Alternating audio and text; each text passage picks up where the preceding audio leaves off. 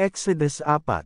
At si Moises ay sumagot at nagsabi, datapwat, narito, hindi nila paniniwalaan ako, nididinggin ang aking tinig sapagkat kanilang sasabihin, ang Panginoon ay hindi napakita sa iyo. At sinabi sa kanya ng Panginoon, ano yang nasa iyong kamay? At kanyang sinabi, isang tungkod. At kanyang sinabi, ihagis mo sa lupa.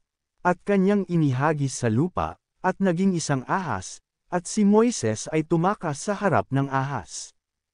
At sinabi ng Panginoon kay Moises, iunat mo ang iyong kamay, at sunggaban mo sa buntot. At kanyang iniunat ang kanyang kamay, at kanyang hinawakan, at naging isang tungkod sa kanyang kamay. Upang sila'y maniwala na ang Diyos ng iyong mga magulang, ang Diyos ni Abraham, ang Diyos ni Isaac, at ang Diyos ni Jacob ay napakita sa iyo. At sinabi pa sa kanya ng Panginoon, ipasok mo ang iyong kamay sa iyong sinapupunan. At kanyang ipinasok ang kamay niya sa kanyang sinapupunan, at nang kanyang ilabas, ay narito, ang kanyang kamay ay may ketong na maputing parang nib. At kanyang sinabi, ipasok mo uli ang iyong kamay sa iyong sinapupunan. At kanyang ipinasok uli ang kamay niya sa kanyang sinapupunan, at nang kanyang ilabas sa kanyang sinapupunan, ay narito, nagsoling gaya ng kanyang dating laman. At mangyayari, na kung sila'y hindi maniniwala sa iyo, ni makikinig sa tinig ng unang tanda, ay kanilang paniniwalaan ang tinig ng huling tanda. At mangyayari na kung sila'y hindi maniniwala sa dalawang tandang ito, ni hindi makikinig sa iyong tinig, ay kukuha ka ng tubig sa ilog, at iyong ibubuhos sa tuyong lupa, at ang tubig na iyong kukunin sa ilog ay magiging dugo sa tuyong lupa. At sinabi ni Moises sa Panginoon, O Panginoon, ako'y hindi marikit mangusap, kahit ng panahong nakaraan, kahit mula nang magsalita ka sa iyong lingkod, sapagkat ako'y kimi sa pangungusap at umid sa dila. At sinabi sa kanya ng Panginoon, sinong gumawa ng bibig ng tao? O sinong gumawa ng pipi, o bingi, o may paningin, o bulag sa tao? Hindi ba akong Panginoon? Ngayon nga'y yumaon ka, at ako'y say sa iyong bibig, at ituturo ko sa iyo kung ano ang iyong sasalitin. At kanyang sinabi, O Panginoon, magsugo ka, isinasamo ko sa iyo, sa pamamagitan ng kamay niya ang iyong susuguin.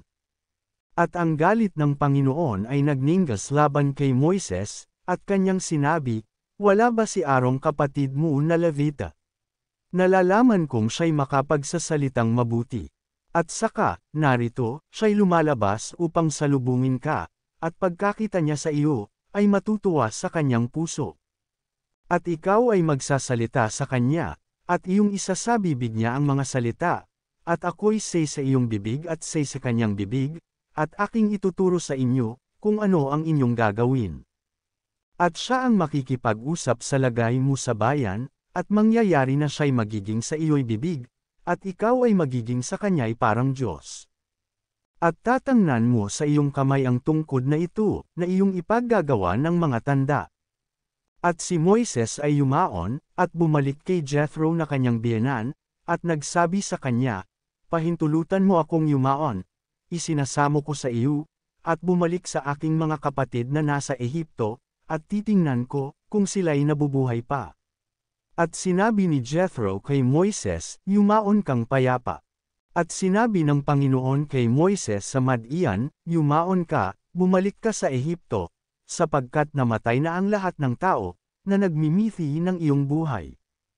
At ipinagsama ni Moises ang kanyang asawa at ang kanyang mga anak, at kanyang ipinagsasakay sa isang asno, at siya'y bumalik sa lupain ng Ehipto, at tinangnan ni Moises ang tungkod ng Diyos sa kanyang kamay.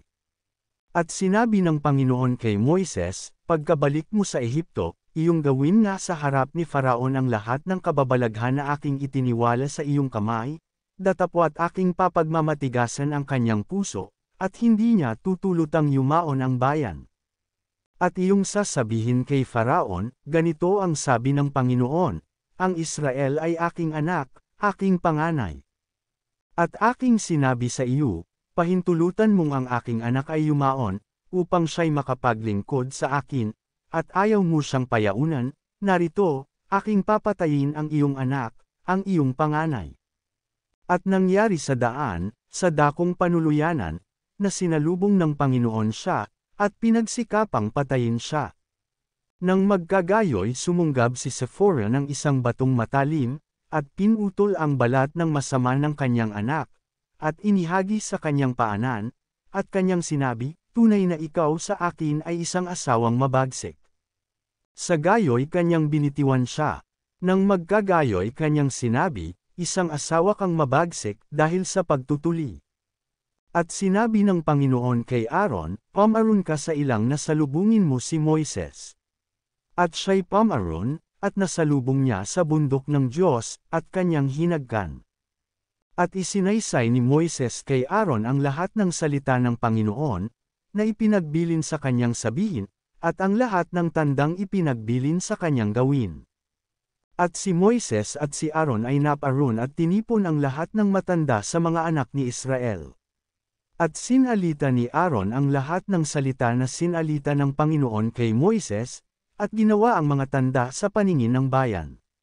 At ang bayan ay naniwala, at nang kanilang marinig na dinalaw ng Panginoon ang mga anak ni Israel, at kanyang nakita ang kanilang kapigatian, ay iniukod nga nila ang kanilang mga ulo at samamba,